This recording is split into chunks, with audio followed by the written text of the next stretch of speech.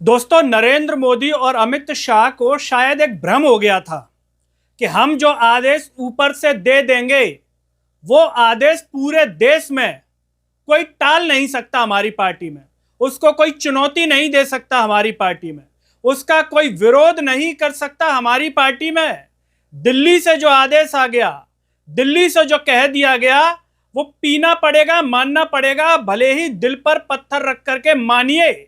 लेकिन ऐसा लगता है कि नरेंद्र मोदी और अमित शाह दोनों का ये भ्रम बहुत अच्छे से दूर कर दिया है। बीजेपी के ही नरोत्तम मिश्रा के समर्थकों ने, या सीधे तौर पर कहें कि नरोत्तम मिश्रा जी ने यह भ्रम दूर कर दिया है कि आपके साइड से जो आदेश आएगा उसे सीधे सीधे मान लिया जाएगा। ये जरूरी नहीं है।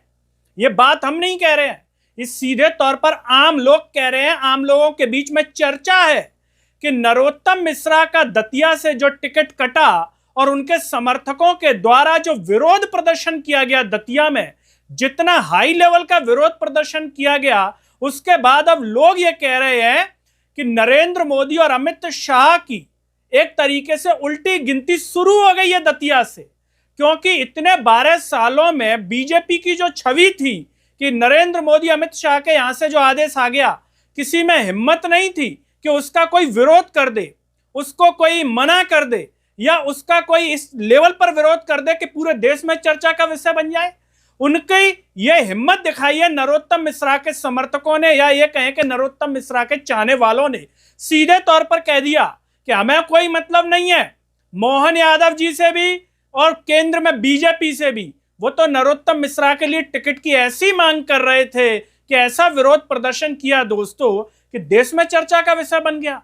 और सीधे तौर पर अब लोग ये कह रहे हैं कि नरोत्तम मिश्रा ने एक तरीके से दिल्ली के सिंहासन को हिला दिया, और कहते हैं कि जो पहली बार बोलता है, विरोध करता है, जो है खिलाफत करता है एक तरीके से, तो उसके बाद जो दबे बैठे होते हैं लोग, उनमें भी हिम्मत जाग जाती है विरोध करने की, गलत को गलत कहने की, या अपनी बात रखने की कि हमारी बात यह है। नरोत्तम मिश्रा ने उन सभी लोगों में इशारों में या इस तरीके से उनके कार्यकर्ताओं ने जो करके किया है, और कार्यकर्ताओं ने किया है तो जाहिर सी बात है कि किसी ना किसी के कहने पर ही हुआ होगा, ऊपर से आदेश होगा, तभी दम भरी होगी कार्यकर्ताओं ने भी अपने उस पर, ऐसा लोग कह रहे हैं। तो अब उनमें जान फूंक दी गई है कि अब विरोध के स्वर उठने लगेंगे, और लोग कह रहे हैं कि चंबल के दतिया से नरेंद्र मोदी और अमित शाह की क्या अब उल्टी गिनती शुरू हो गई है। नमस्कार, मैं हूं गिरिराज शर्मा और आप देख रहे हैं सरल टॉक। दोस्तों, इतनी चर्चा मध्य प्रदेश के विधानसभा चुनाव की नहीं हुई होगी जितनी कि दतिया की उपचुनाव सीट को लेकर के हो रही है। और चर्चा का कारण है यहां से पूर्व गृह मंत्री बीजेपी से नरोत्तम मिश्रा का टिकट कटना। नरोत्तम मिश्रा जो कद्दावर नेता माने जाते हैं, बीजेपी के दमदार नेता माने जाते हैं, किसी के सामने झुकते नहीं हैं, डरते नहीं हैं, दमदार छवि उनकी शुरुआत से रही है, और ऐसी दमदार रही है कि सीएम भी उनके सामने पानी भरते थे। ऐसा लोग कहते हैं कि सीएम तक को भी जो है एक तरीके से उनकी बात माननी पड़ती थी, चाहे कैसे ही माने। और यही एक वजह रही कि लोग अब ये कहने लगे कि नरोत्तम मिश्रा का टिकट कटने के पीछे आंतरिक राजनीति भी है। कोई नहीं चाहता था कि नरोत्तम मिश्रा जीते, उनको टिकट मिले, क्योंकि अगर नरोत्तम मिश्रा जीत जाएंगे तो मध्य प्रदेश के नेताओं के गले की हड्डी बन जाएंगे। मतलब अपनी चलाएंगे अपनी, क्योंकि वो दमदार नेता हैं और अपनी अपनी शुरुआत से चलाते रहे हैं। जनता के लिए भी जो है खड़े हो जाते हैं, कार्यकर्ताओं के लिए खड़े हो जाते हैं, ऐसी उनकी छवि रही है। लेकिन जैसे ही कार्यकर्ताओं के कानों में ये गूंजा, ये पहुंचा कि आपके नरोत्तम मिश्रा का तो टिकट ही नहीं मिल रहा है, आपके दद्दा को तो टिकट ही नहीं मिल रहा है, बस फिर क्या था, नरोत्तम मिश्रा के समर्थक, बीजेपी के कार्यकर्ता, नरोत्तम मिश्रा के कार्यकर्ताओं में आक्रोश फूट पड़ा। और यह आक्रोश दोस्तों ऐसा फूटा कि दिल्ली तक चुप गया होगा, नरेंद्र मोदी की आंखों को चुप गया होगा।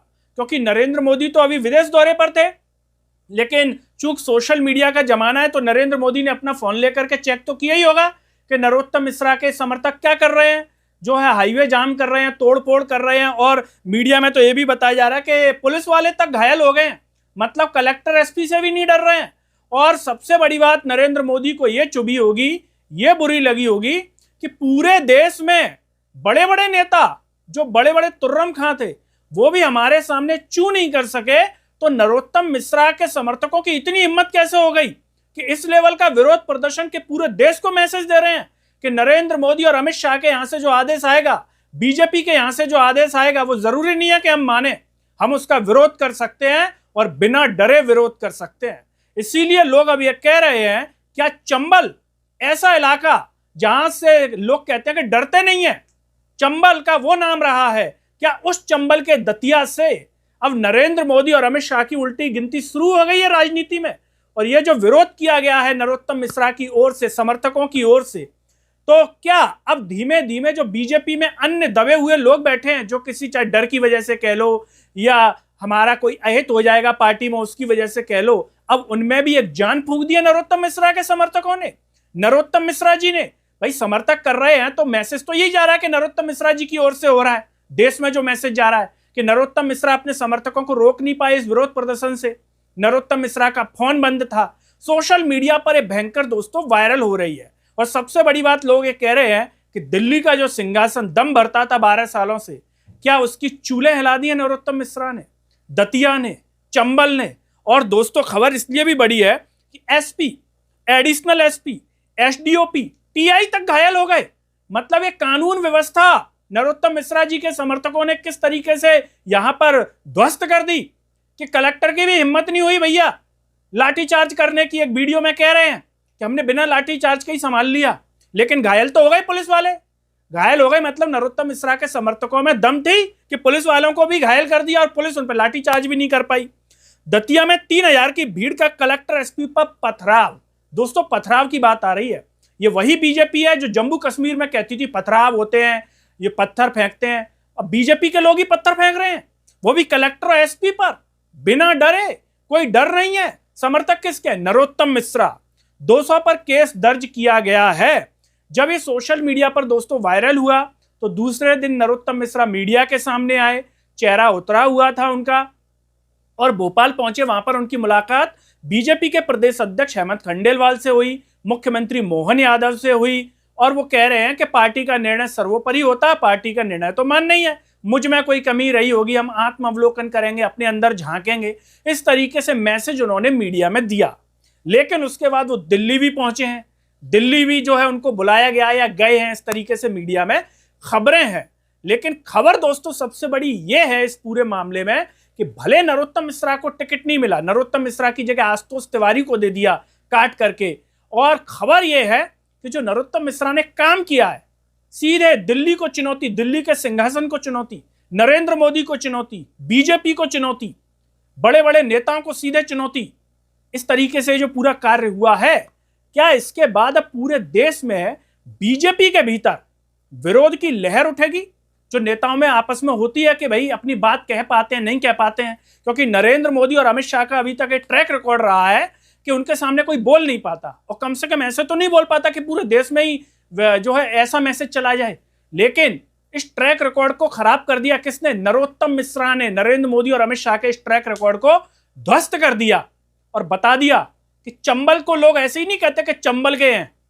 नरोत्तम मिश्रा ने बता दिया कि चंबल के हैं, भले बाद में फायदा हो नुकसान हो, लोग कहते हैं कि चंबल के लोग फायदा नुकसान नहीं देखते, वो तो जो आया वो कर देते हैं। और नरोत्तम मिश्रा जी ने, उनके समर्थकों ने वही करके बता दिया पूरे देश में।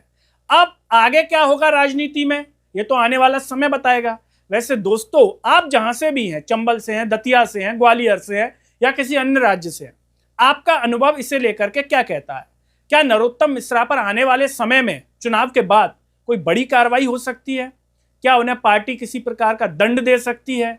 क्या लोग ये कह रहे हैं कि भाई इस प्रकार का व्यवहार हुआ है, ऊपर दिल्ली तक मैसेज गया है, तो क्या नरोत्तम मिश्रा पर ईडी, सीबीआई, आईटी, उनकी प्रॉपर्टी जो है उस पर कार्रवाई हो सकती है, या फिर किसी अन्य चीज जो है तरह की कार्रवाई हो सकती है? और लोग तो यहां तक कह रहे हैं कि नरोत्तम मिश्रा की अब राजनीति खत्म हो जाएगी, इसके बाद बीजेपी ने निपटा दिया है, लोग ऐसी बातें कर रहे हैं। तो दोस्तों आपका क्या अनुभव है इसे लेकर के कमेंट बॉक्स में जरूर बताइए। इस वीडियो को हर जगह शेयर कीजिए, चैनल को सब्सक्राइब कीजिए, साथ ही साथ सरल टॉक के Facebook, Twitter, Telegram, Instagram page को आप जरूर फॉलो कीजिए। अंत में सभी से एक अपील है दोस्तों, जब यूट्यूब पर आप ये वीडियो देख रहे होंगे तो नीचे ज्वाइन और थैंक्स का बटन होगा। अगर आप आर्थिक रूप से सक्षम है तो उन बटनों के द्वारा या फिर फ़ोन पे के QR कोड द्वारा आप हमें ज़रूर सपोर्ट कीजिए, जिससे हम और बेहतर कार्य कर सकें। नमस्कार।